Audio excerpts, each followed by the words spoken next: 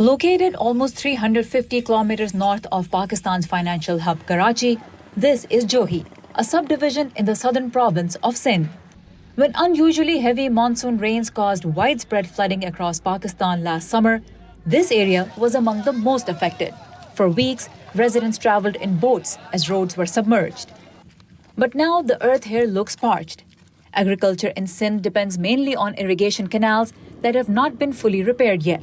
After losing their cotton and rice crops to flooding, farmers are worried the lack of water will reduce the yield of their wheat crop and add to their debt burden.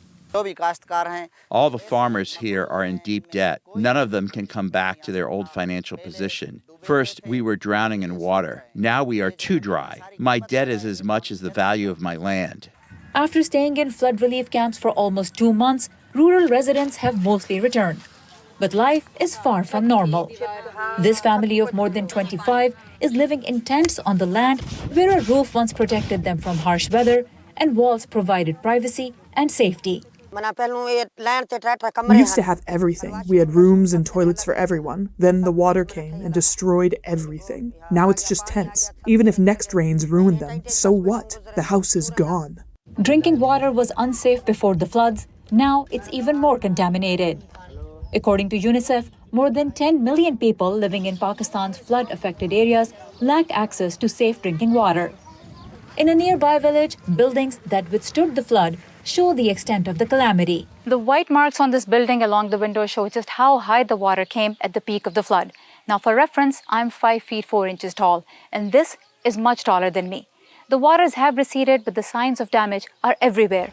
Much like the signs of damage, desperation is also widespread. We are very poor. How can we afford? Look at the inflation. If a worker makes a few dollars a day, should he run a household or repair the house? But the community has not given up.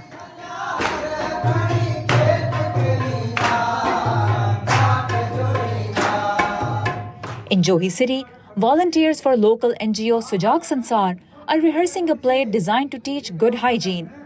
The NGO, whose name means Wake Up World, has built hundreds of toilets with funds from the non-profit group WaterAid to help women and girls.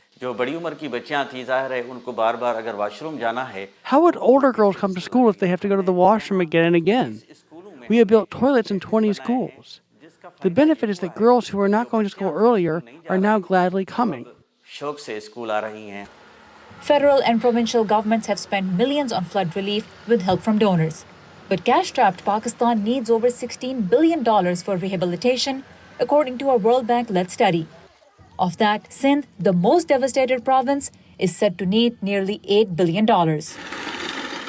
At a donor conference in January, Pakistan received close to $10 billion in pledges. But most of that money will come as project loans in the next few years.